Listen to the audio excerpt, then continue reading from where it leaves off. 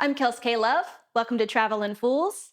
Today I'm going to tell you how to stay in Europe for longer than 90 days, and this is actually part one of a three-part series. In this first part, we're going to talk about what the double hell the Schengen area is, and if you haven't yet, why you should probably start to care. In the second part, we'll talk about visa-free options for long-term stays within Europe, specifically for US passport holders, and how to do the Schengen shuffle. And in the third part, we'll talk about digital nomad visas in Europe if you're considering that option. So let's do it to it. What is the Schengen area? Basically, the Schengen area is a group of 29 countries within Europe where you can travel freely without having to pass through border controls and show your passport. Countries in the Schengen area are likely the ones you think of when you think of Europe. France, Germany, Greece, Italy, the Netherlands, Portugal, Spain, Switzerland, etc., though the list is growing and changing all the time. In 2023, for example, Croatia joined the Schengen area, and as of March 2024, Bulgaria and Romania are also included in that list. Opposite a fun fact, the word Schengen comes from the original town in Luxembourg where the agreement was signed in 1985, in case you were wondering. I myself was not, so you're welcome. Alrighty buds, let's talk about the 90-day rule. So whether you want to spend a year in Europe or you're coming here just as a tourist or let's say for business purposes, doesn't really matter.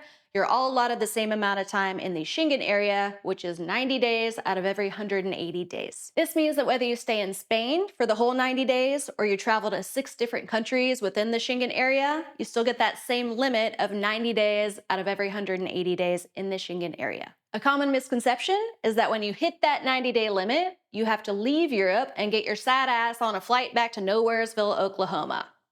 Much to the delight of anyone who's been to Oklahoma, that's not the case.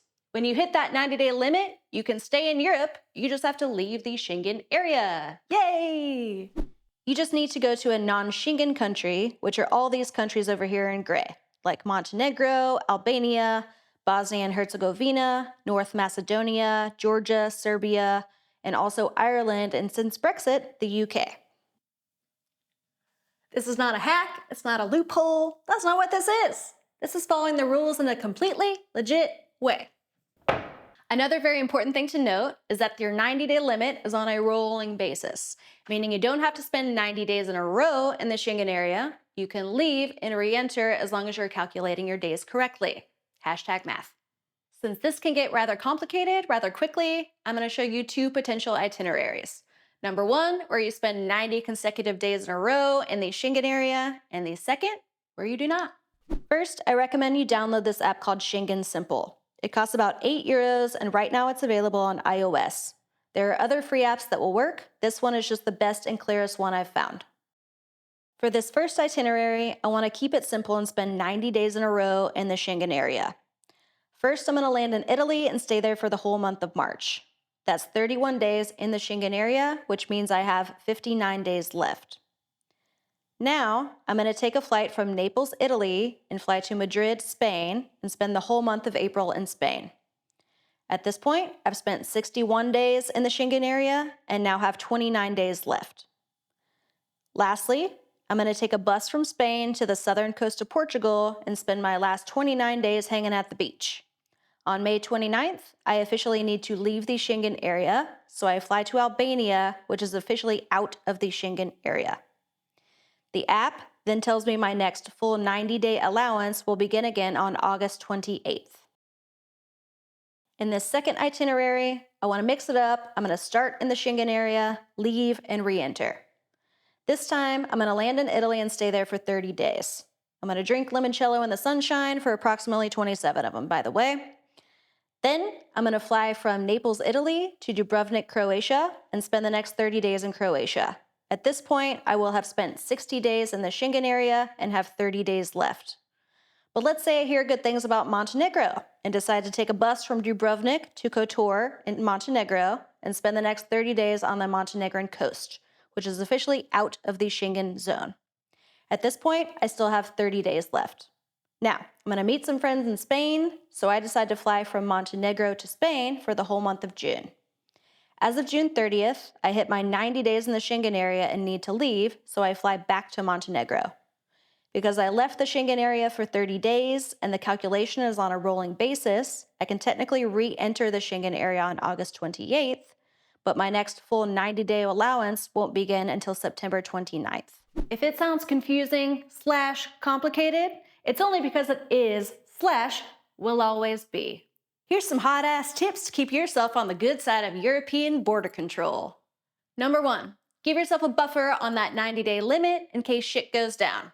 Your flight gets canceled, your yacht gets blasted by orcas, you get invited to Spain to go throw tomatoes at J.K. Rowling, whatever. Leave yourself some wiggle room for incidentals because if you overstay, you can be fined up to 10,000 euros, deported, or even banned from re-entering the Schengen zone for up to 5 years. Gross.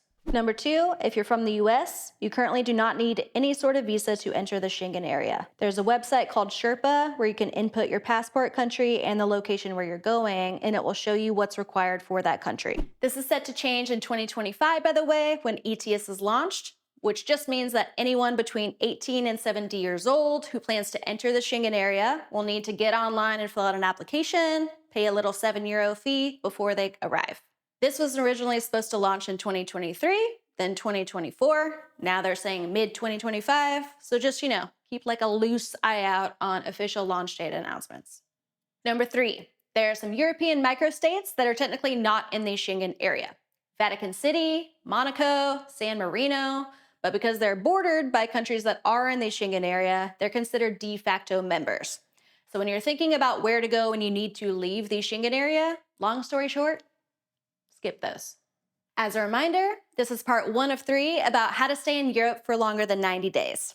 Join me for part 2, and I'll discuss some long-term visa-free options in Europe specifically for Americans. Thanks for watching. It's been real. Keep it weird. See y'all next time.